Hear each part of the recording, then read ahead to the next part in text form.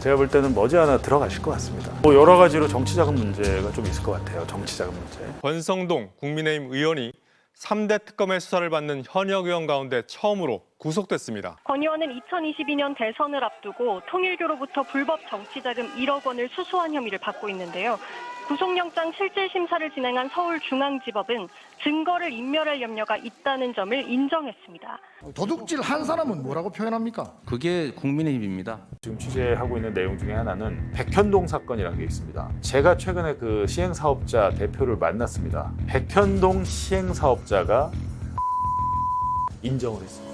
권성동 제가 여기서 한번 예전에 권성동 얘기를 한번 했었잖아요. 네. 근데 제가 했더니 매불쇼 이제 시청자들이 야, 너 권성동 뭐 보도한다고 이렇게 안 해? 계속 그런 말씀하셨잖아요. 근데 사실은 여러 가지 다른 뭐 리박스쿨이고 보도도 많은 가운데 제가 회사를 또 그만두고 하는데 보도를 안 했는데 그게 뭐냐면 그것만 짧게 말씀드릴게요.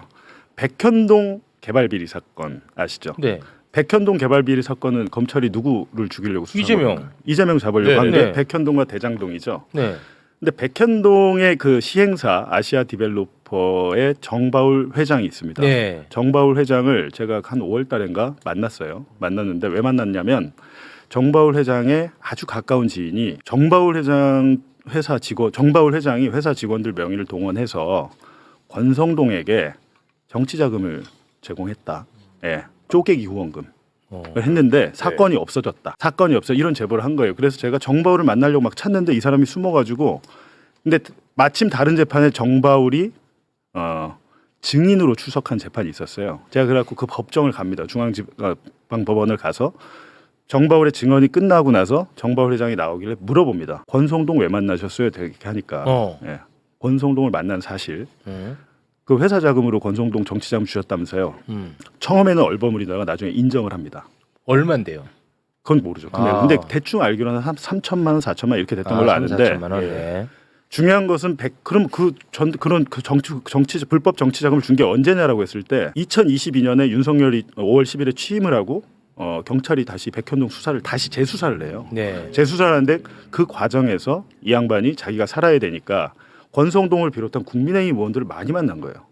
그리고 이 국민의힘 의원들을 만나기 위해서 정치 브로커 한 명을 또 고용을 해요. 이 정치 브로커한테 아마 건네진 돈이 10억이 넘을 겁니다. 근데 이 돈이 막 없어져요 중간에. 근데 이 정치 브로커 지금 감옥에 있는데 중요한 것은 사건 무마를 위해서 권성동과 국민의힘 의원들을 정바울이 만났다는 거죠. 만나면서 청탁을 하면서 불법 정치 자금을 건넸다는 건데 네. 본인이 이제 처음에 이제 저를 만나서 인정했죠. 근데 이 과정에서 그럼 제가 직원들한테도 한번 물어봐야 되잖아요. 그래서 그 회사 직원들 중에 한 명한테 전화를 해서 선거관리위원회가 조사를 나왔대요. 회사로 불법 정치 자금을 인지를 하고 중요한 것은 근데 선관위가 조사를 했잖아요. 근데 그 이후에 사건이 없어졌어요. 오. 네. 지금 특검은 백현동 사건에 있어서 이 쌍방울 대북송금 사건 마찬가지잖아요. 권성동이 나타나요. 네, 나타났잖아. 야 이거 내가 해결해 줄게. 네. 돈 줘. 뭐 이랬다는 거잖아요. 48억 혐의가 있습니다. 네, 백현동 사건도 마찬가지입니다. 사건을 만들기 위해서 이재명을 사건을 설계하는 거잖아요. 이재명을 죽이고 내가 다 해줄 테니까 대가를 줘. 라고 했는데 일부 건너갔잖아요. 근데 선관위에서 조사하면 그거 덮을 수 있습니까? 제가 볼 때 이게 되게 미스터리한 거예요. 그러니까 그 부분에 대해서도 특검이 백현동 업자 이 정치자금 제공 이 부분에 대해서도 권성동 수사를 해봐야 된다는 너무 말씀드립니다. 중요한 포인트를 짚어주셨습니다. 정인께서 계속 도둑 맞은 물건을 가지고 있는 사람이 도둑이다 그렇게 말씀을 하시는데 도둑질을 교사하거나 도둑질 한 사람은 뭐라고 표현합니까? 그게 도둑질 한 사람은 뭡니까? 도둑질을 하라고 시킨 사람을 교사범이라고 하죠. 도둑질 한 사람은? 그게 국민의힘입니다. 아니 도둑질 한 사람은 뭐라고 합니까? 국민의힘이 아니고 도둑질 한 사람은 이재명 아닙니까? 제가 도둑질을 못하게 막던 사람이죠. 민간 개발 정인께서 못하게 도둑질 한 사람이 국민의힘이라고 하면은 민간 개발 도둑질 못하게 한 사람이 이재명입니다. 괜찮습니다. 괜찮습니다. 자, 민간 개발을 해서 민간 업자들이 엄청난 이익을 취하는 거를 하라고 강요한 게 국민의힘이고 그걸 막던 게 저기 때문에 이 국민적 궁금증 의혹의 실체를 한번 벗겨보겠습니다. 그래서 지사님이 그저께도 계속 이걸 들고 있었어요. 돈 받은 자가 범인이고 작물 나눈 자가 도둑이다. 자, 한번 들어보십시오. 아, 네, 좋네요. 네, 네. 이게 맞습니까? 지사님 네, 맞습니다. 겁니다. 네, 네. 그래서 지사님 입장에서는 좋겠죠. 예? 자, 이건 어떻습니까? 설계자가 범인이고, 예? 돈 가진 자가 도둑이다. 어디 이 말은 틀렸습니까? 심상정 의원님하고 똑같네요. 다릅니다. 아까 설계자 범인이라고 돼 있던데. 설계자 죄인이라고 되어 있었죠. 아, 그렇군요. 네. 왜 가만히 계세요? 네, 도둑 어떻습니까? 설계 이 설계자가 범인이고 돈 가진 자가 도둑이다. 이 말은 어떻습니까? 설계자가 범인 아닙니까? 도둑을 설계한 건 범인이 맞고 도둑을 막으려고 설계한 사람은 경찰이라고. 누가 보더라도 도둑질 한 사람이 도둑이고 도둑질을 하도록 교사한 사람이 도둑이고 그게 도둑질한 국민의힘이라니까요. 물건을 가지거나 나눈 사람은 작물을 가진 사람은 작물압입니다. 그렇습니다. 그걸 못하게 막은 게 저죠. 자, 정인 성남시 대장동에 네. 왜 돈벼락이 쏟아졌습니까? 뭐라고요? 성남시 대장동에 네. 정인께서 근무하신 성남시 대장동에 왜 돈벼락이 쏟아졌습니까? 성남시 대장동의 설계자는 맞으시죠? 정인 맞으시죠? 그 대장동은 분당 판교 중간에 위치하고 있는 요지고 알고 있습니다. 그게 설계자가 맞으시죠? 2004년부터 전임 묻는 말에 시장과 답변해 주십시오. LH가 설계했던 동문서답하지 말고 묻는 말에 답변해 주십시오. 설계자가 정인 맞으시죠? 기본 설계는 전임 시장과 LH가 했고 기본 세부 계획 설계는 제가 도시 기본 계획은 평소에 되어 있는 거고 저도 단체장 우리 정인하고 똑같은 시기에 똑같은 단체장을 했습니다. 기본 계획은 도시에 원래 두고 있는 거고 기본 계획 수립을 2015년 6월 달에 사업 시행자의 제안을 받아서 수행을 합니다. 기본 계획 수립 안에 재정 계획이나 인구 계획이나 재원 조달 계획이나 또 혹은 필요한 수익은 얼마만큼 되는가, 그 수익에 따라서 기반 시설은 어떻게 할 건가, 기부 체납은 어떻게 할 건가, 공공용지는 어떻게 할 건가, 이거 다 계산되는 거 아닙니까? 기본 계획 수립할 당시에. 그래서 기본 계획 구역 지정을 합니다. 용도 지정을 하는 겁니다. 맞습니까? 아닙니까? 뭐 절차에 관한 말씀은 맞는 것 같습니다. 맞죠. 그렇게 보면은 이 개발 계획 수립 당시에 사업 시행자가 유리하도록 설계가 되어 있다는 이야기입니다. 당연히 시장 군수는 개발 계획을 수립할 당시에 사업 시행자의 제안을 받으면은 그 제안을 검토를 해야 됩니다. 검토하는 과정에 인구 계획이나 재정 계획이나 자 그러면 투자는 누가 할 건가, 수익은 어느 정도 남을 건가, 그다음에 이 사업으로 인해서 공공시설이나 기반시설은 얼마 정도가 타당한가, 이거 충분히 계획해야 됩니다. 그런데 그 계획은 뒤로 하고 오히려 그 계획에 의해서 뭐 5,500억을 뭐 공익 환수를 했다, 그런 법에도 없는 용어를 쓰시는데, 자 하나씩 짚어보겠습니다.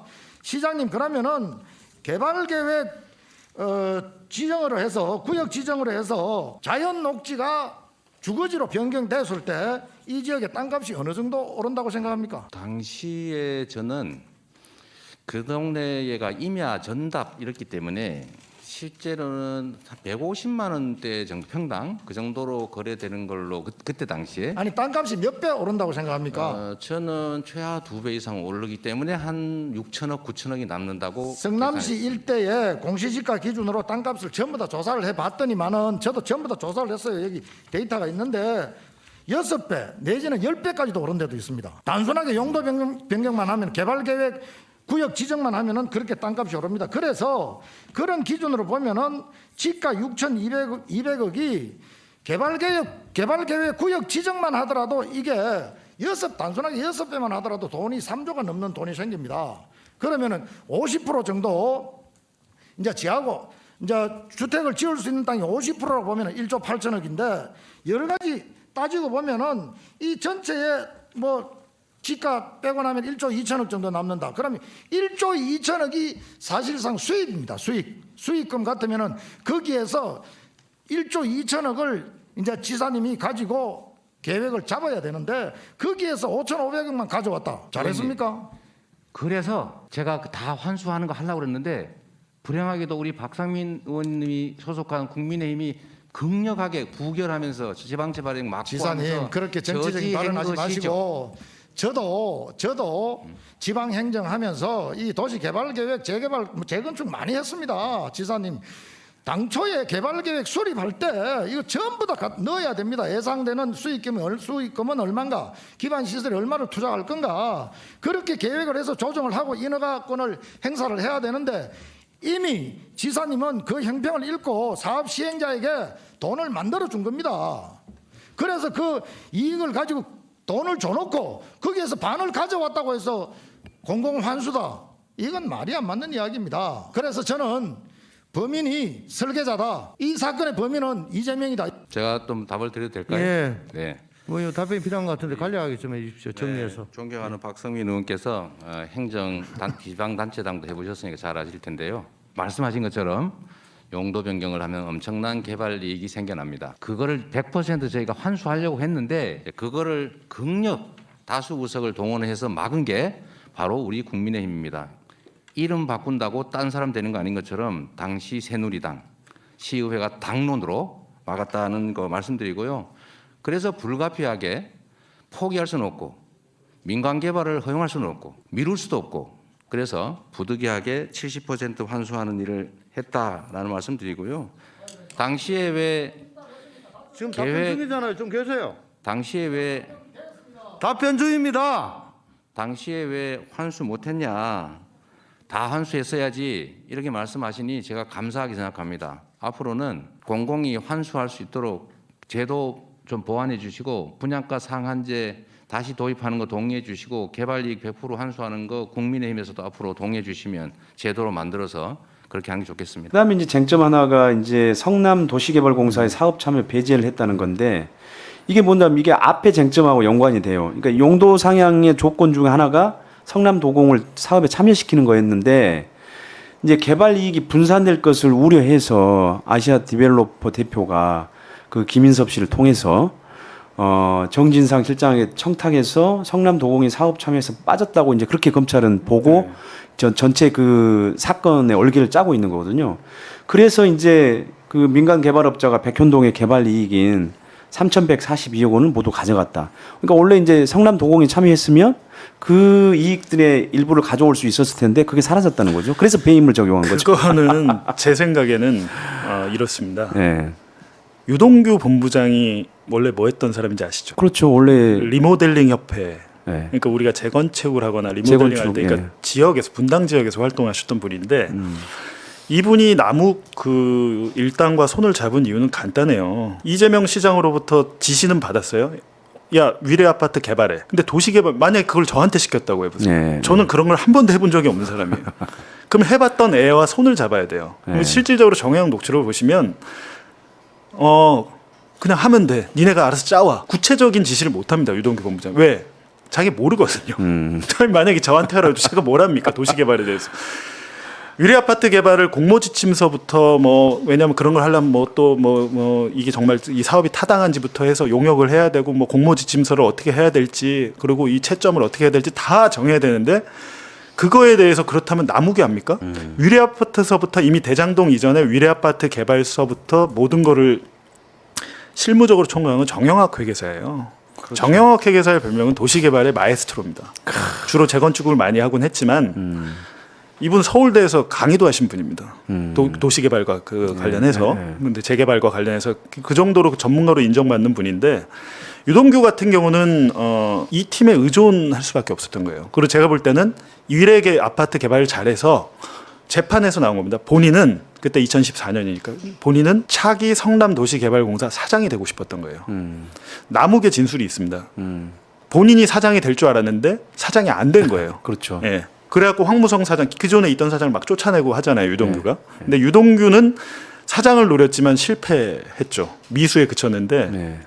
잘해 보이고 싶었던 것 같아요. 그래서 이제 대장동 업자들과 손을 잡았고 정영학 어찌됐든 위례 아파트 개발이 잘 됐어요. 다 되고 나서 그 다음에 이제 대장동으로 들어간 건데 유동규 기획본부장이 이끄는 성남도시개발공사가 제 생각에는 대장동과 백현동을 동시에 할 수 있었을까?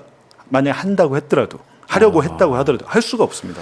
그 캐파가 될까요? 정영학 회계사가 그럼 대장동 자체가 굉장히 사이즈가 큰 네, 그 네. 도시개발 사업인데 백현동까지 같이 한다? 그거는 아마 힘들었을 것 같은데 그거에 대해서는 저희가 판단할 부분은 아니고 네. 아까 말씀드렸지만 이 중간에 모든 거 복잡한 게 있지만 여기서 정말 이 두 사건을 심플하게 보면 이재명 대표가 배임을 저지를 만한 성남시에 수백억 수천억 손해를 끼칠 만한 동기에 대해서 찾아야 됩니다. 증거를.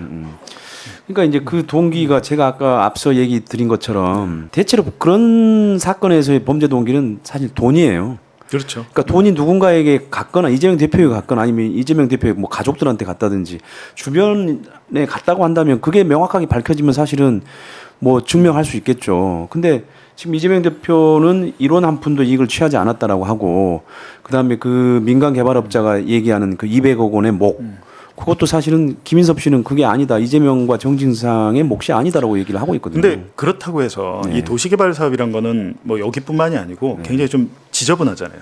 이렇게 제가 PD수첩과 그 협업을 할 때 PD수첩과 뉴스타파가 콜라보 방송을 할 때 두 번째 방송 5월 달에 했던 방송 타이틀이 로비의 로비였습니다. 이 로비의 사슬이 엄청나게 엮여 있어요. 그럼 여기에 대해서 그럼 성남시 공무원들이 안전할까요? 성남시 공무원은 물론 그 현장에서 뭐 이렇게 토지 개발을 하는 뭐 현대 쪽 시행사 그 시공사들 이런 분들 있잖아요. 다 엮여 있습니다. 녹취록에 나와요. 김만배가 뭐라고 하냐면 야 너무 그거 뻣뻣하게 하지 마. 우리가 화분에 물을 주는데 줄줄줄줄 밑으로 흘러가게 줘야 돼, 해야 돼. 공무원들이 또 마찬가지고 그 토지를 개발하려고 하면 엔지니어링사가 들어오잖아요. 거기 안에 현대가 했던 걸로 저 기억이 되는데 현장 소장이나 이런 사람들에 대해서도 뇌물을 주고 했던 것 같아요. 보통의 개발 사업에 있을 수 있는 그리고 이 개발 사업에 조직폭력배도 들어왔습니다. 홍광식 수원 남문파라고 36억짜리 용역을 따가죠.